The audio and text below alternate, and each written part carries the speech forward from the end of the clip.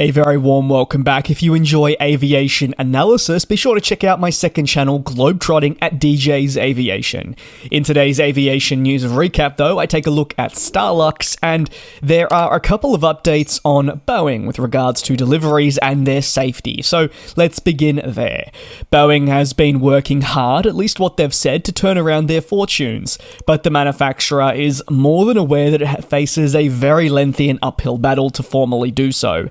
As part of a commitment to improving culture and the integrity of the aircraft that they produce, the manufacturer has published its third annual safety report that couldn't come at a arguably better or worse time. The report updates onlookers on the company's progress and allows us a better chance to understand the initiatives they've been implementing. Let's focus on the safety practices. Implementing safety practices, or the lack thereof in the past, has been an important area for Boeing. Following the 737-9 incident, Boeing established a business unit that centered around safety management system boards. The latest establishment does focus on the tracking and identifying of prospective risks within areas of the operation, and generally across the business to try and mitigate them, but if they do slip through, stop their overall impact. Boeing says it has also increased its overall use of external safety data to identify emerging hazards alongside ongoing safety trends. Boeing says it's working closely with the FAA to develop machines with learning algorithms to aid them. Lastly, the manufacturer says it has begun an effort to share additional data with engineering teams on how products produced by Boeing are operating. The data sharing should enable engineers to validate that the work they're completing is being done as intended. Arguably one of the most under fire areas when taking a look at the Boeing business is culture. The plane maker says it has redoubled its efforts to get employees to raise concerns about the product being put out. Whistleblowers argue that this was in the past a risky proposition that could result in termination, and therefore brought up difficulties were ultimately overlooked. Boeing said that they saw a considerable improvement thanks to this more open dialogue with a 500% increase in your Speak Up reporting submissions year over year. The manufacturer also established a digital learning platform known as Safety Experience. Through this platform, Boeing hopes employees can learn to apply safety more efficiently to their work. Lastly, Boeing has attempted to implement greater principles and training to ensure that leaders and team members actually feel safe when they're at work. Boeing said they want to create a culture where bringing up errors cannot be looked down on, but rather used as a learning experience to move forward better than ever. This is a major culture shift. Again, if you take a look at whistleblowers' comments, and even the privilege I've had of speaking to some people that have previously worked for Boeing, the complete opposite occurred on the factory floor, say 10 years ago to now. Boeing still has a very long road ahead, and the change in safety and culture won't be an overnight mission, but the plane maker is committed to implementing key practices to ensure that it can be better in the long term. It really doesn't have an option at this point. It must turn its fortunes around. Instead of continuing my coverage on Boeing, I did think it would probably be best to break it up and maybe move over to a more light-hearted story, yet still something that's important, and that rests on leading Taiwanese luxury carrier, as at least they're described, STARLUX, who are changing their fleet in response to your shifting aviation industry and also ongoing challenges that are present. In response to strong traffic demand and also results, STARLUX will increase its portfolio of Airbus A321neo jets, as executives at the company unveiled the latest plan to lease 6 more units to basically increase flights to existing markets and then also expand to new locations that are deemed as a great option.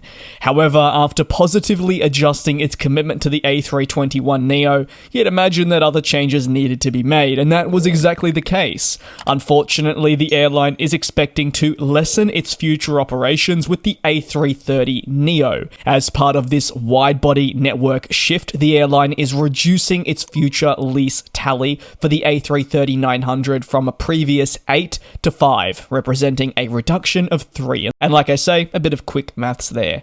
The airline cites the ongoing delivery delays which are affecting airlines worldwide. I sound like a broken record, but you're really probably starting to get a scope for just how widespread this is. No airline is safe. Aircraft manufacturers have long battled these supply chain difficulties, and they've now reached a point where it's not just the global pandemic and the recovery from there, but also with global conflict breaking out. Airlines are seeing significant delays to their next generation planes, and they're being forced to make changes to preserve their business. Some obviously also are costing them a significant amount of money. While the A330neo does offer great capacity level and is by all accounts for STARLUX a great aircraft, they do also fly the A350. Now, these are two planes that are not intended to, say, directly compete with each other, but for STARLUX, they see the purpose of the A330neo on more short to medium haul routes, very similar to your A321neo, just with larger capacity, whereas it's the A350's job to offer your more long-range services to destinations far and wide.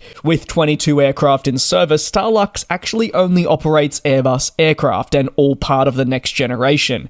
Therefore, it has one of the youngest fleets in Asia and really the world.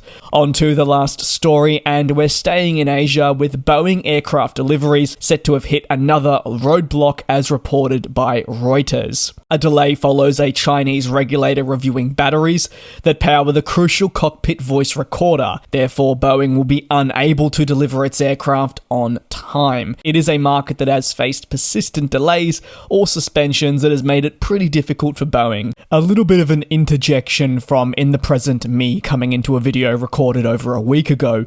The Boeing China president actually noted at the end of last week that Boeing has successfully resumed deliveries of new aircraft, and now this includes your MAX and 787 to China. Exclusively revealed in Shenzhen TV during the Aviation Logistics Forum, this is a very important moment. However, there are obvious concerns over whether this will be able to be sustained, because there is an impact felt on your airline customers. Back to what I was saying at STARLUX, these airlines may rely on types such as the MAX as they've emerged from the pandemic to meet demand, improve their fleet, and yada yada yada, but the delays have meant that this can't be the case, and they've been short on capacity.